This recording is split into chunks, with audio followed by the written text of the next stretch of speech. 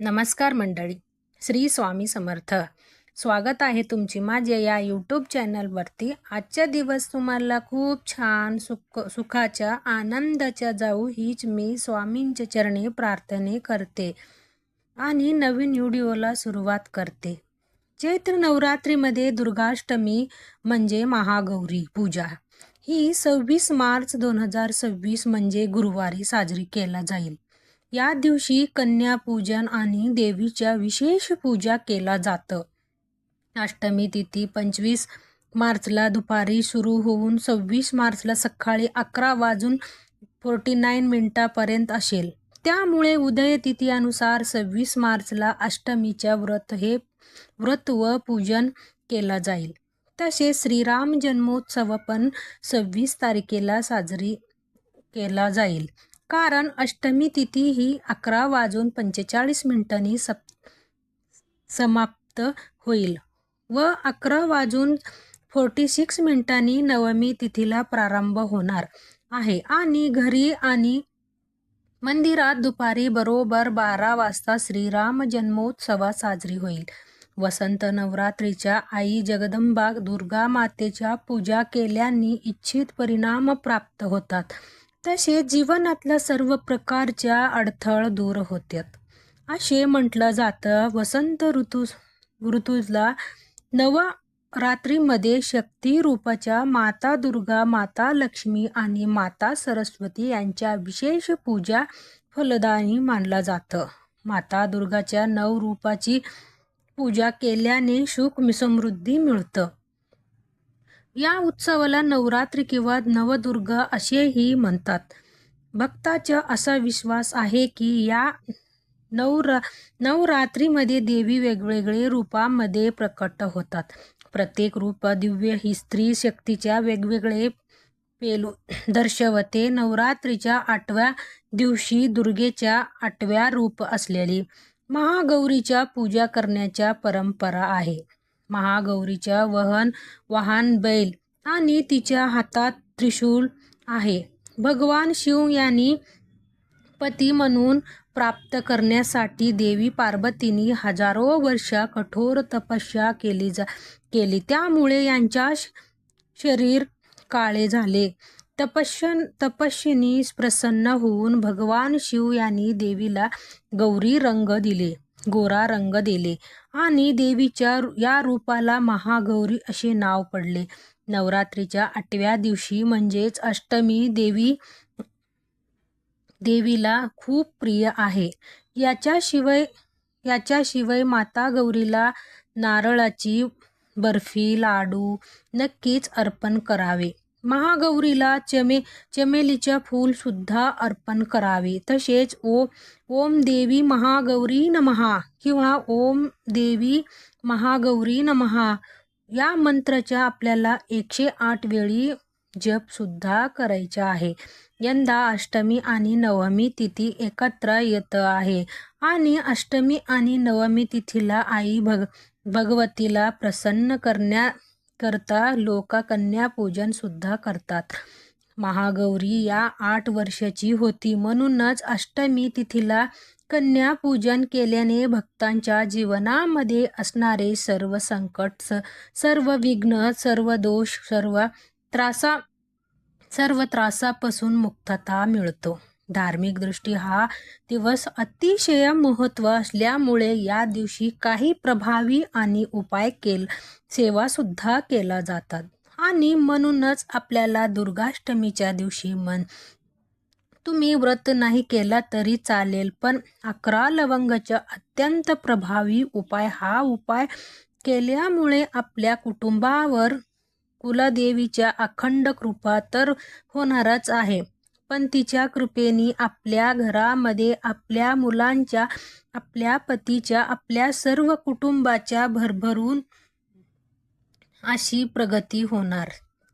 तिच्या कृपेने आपल्या जीवनामध्ये सुख, समृद्धी, ऐश्वर्य हे कायम टिकून राहणार आहे. तर ही सेवा कशी करायची याच्याबद्दल सविस्तर आणि महत्त्वाची अशी माहिती मी तुम्हाला या व्हिडिओमध्ये देणार आहे. तर व्हिडिओ पूर्ण पहा आणि जर तुम्हाला माझ्या चॅनलवर नवीन असेल तर चॅनलला सबस्क्राईब करा आणि शेजारी बेल आयकॉनला सुद्धा प्रेस करा.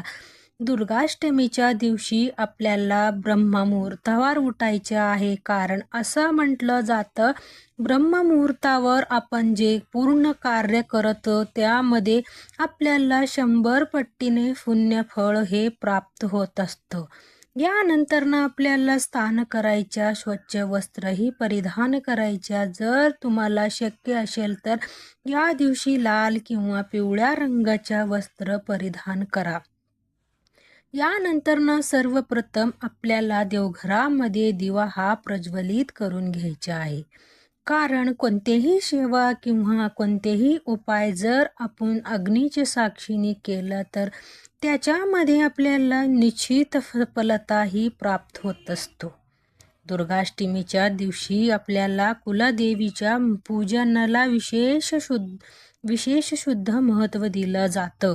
आता जर तुमच्याकडे कुलदेवीच्या मूर्ती असेल, टाके असेल तर त्यांच्या तुम्हाला जलाभिषेक करून घ्यायचा आहे. स्वच्छ पुसून पुन्हा त्यांची स्थानावर ठेवायच्या. त्यांना हळदी कुंकू अक्षदा धूप दीप अगरबत्ती दाखवून घ्यायच्या आहे. तसेच आवर्जून आपल्याला कुलदेवीच्या कुंकू मार्जनाच्या सुद्धा सेवा करून घ्यायच्या आहे.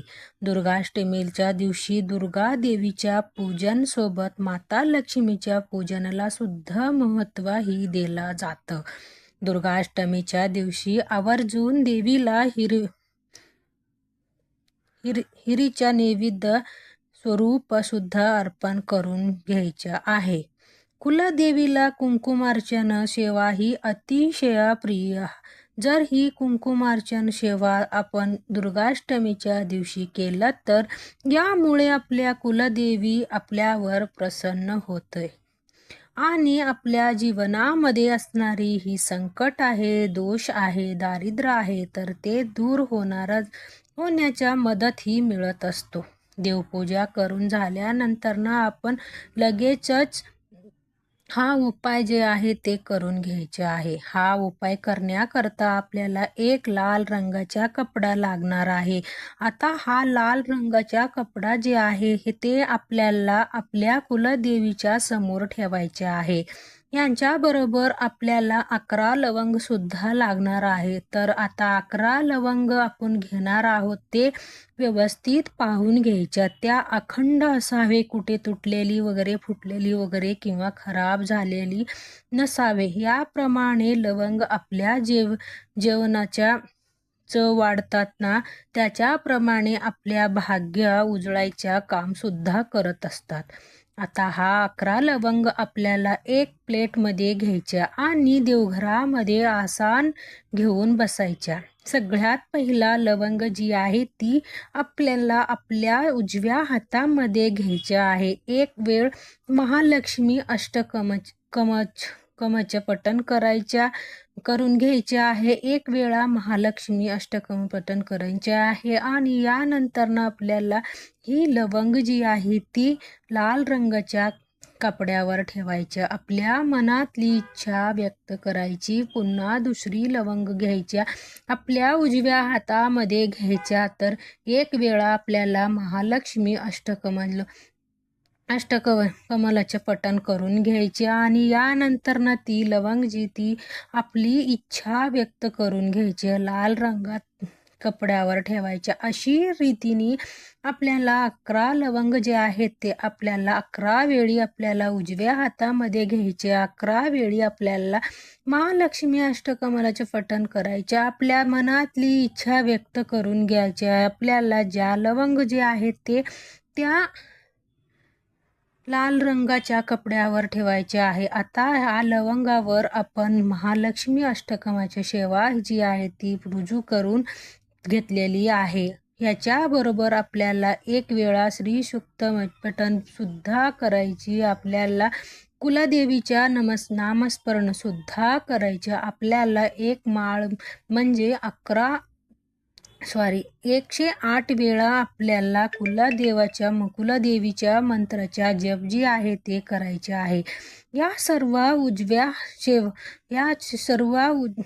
सेवा आहेत. ते सेवा केल्यामुळे आपल्यावर आपली कुलदेवीच्या भरभरून कृपाही होत असतं. यानंतर आपल्याला हात जोडून मनोभावी आपल्याला कुलदेवीच्या नामस्मरण करायच्या, माता लक्ष्मीचे स्मरण करायच्या आणि तिला बोलायचे की आपल्या आयुष्यामध्ये असणारी जे संकट आहे, ते विघ्न आहे, दोष आहे, दारिद्र्य आहे, ते दूर व्हायला पाहिजे आणि आपली कितीही कठीणातला कठीण इच्छा ही पूर्ण व्हायला पाहिजे. आता तुमची जे पण इच्छा असेल ते मनोभावे आपल्याला तिथे बोलायच्या. आता या लाल रंगाच्या कपड्याच्या या आपण 11 लवंग ठेवलेले त्याच्या आपल्याला एक पेटली तयार करून घ्यायच्या आणि ही पेटली आपल्याला आपल्या कुलदेवी समोर ठेवायच्या. आता या पेटलीला सुद्धा आपल्याला हळदी कुंकू अक्षदा धूप दीप अगरबत्ती दाखवून घ्यायच्या. संपूर्ण दिवसभर ही पेटली आपल्याला आपल्या देवी समोरच ठेवायच्या आणि संध्याकाळी पुन्हा देवपूजा करून झाल्यानंतर आपल्याला ही पेटलीला सुद्धा हळदी कुंकू अक्षदा धूप दीप अगरबत्ती दाखवून घ्यायच्या. यानंतर ही पेटली आपल्याला तिकडून उचलायच्या. आपल्या घरामध्ये जिथे आपण धन ठेवतो, कपाट असेल, तिजोरी असेल, यामध्ये आपल्याला ही पेटली ठेवायच्या आहे. या प्रत्येक महिन्यात येणारे पौर्णिमाच्या दिवशी आपल्याला ही पेटली तिकडून बाहेर काढायची आणि आपल्या देवघरामध्ये आपल्या कुलदेवी समोर ठेवायच्या. तिला हळदी कुंकू अक्षदा अर्पण करून घ्यायच्या. संपूर्ण दिवसभर ही पेटली आपल्याला कुलदेवी समोरच ठेवायच्या आणि या संध्याकाळी पुन्हा ती पेटली तिकडून उचलायच्या, आपल्या तिजोरीमध्ये ठेवायच्या. अशी रीतीने आपल्याला हा उपाय जे आहे ते वर्षभर करायचा. हा उपाय केल्यामुळे म्हणजे दुर्गाष्टमीपासून आपण हा उपाय जे करणार आहे ते पुढच्या वर्षी येणारे दुर्गाष्टमीपर्यंतच आपल्याला ह्या उपाय जे आहे तसेच ह्याच रीतीने आपल्याला करायचे आहे. अतिशय चमत्कारी असा हा उपाय केल्यामुळे आपल्या घरामध्ये धन येण्याच्या अनेक मार्गही मोकळा होतात. यामुळे आपल्या जीवनामध्ये असणारी जे दारिद्र्य आहे ते दूर होण्यामध्ये मदती मिळत असतो. लक्ष्मी प्राप्ती करता सर्वात प्रभावी असा हा उपाय मानला जातं. ज्या घरामध्ये दुर्गाष्टमीच्या पूजा दिवशी हा उपाय केला जाईल त्या घरामध्ये अखंड माता लक्ष्मी कृपा राहील. येणारे म्हणूनच हा व्हिडिओ जास्तीत जास्त लोकांपर्यंत शेअर करा, जेणेकरून प्रत्येकाच्या आयुष्याच्या कल्याण हो हीच मनामध्ये इच्छा. तर भेटूया असंच एक नेक्स्ट व्हिडिओमध्ये. तोपर्यंत सर्वांना श्री स्वामी समर्थ. धन्यवाद.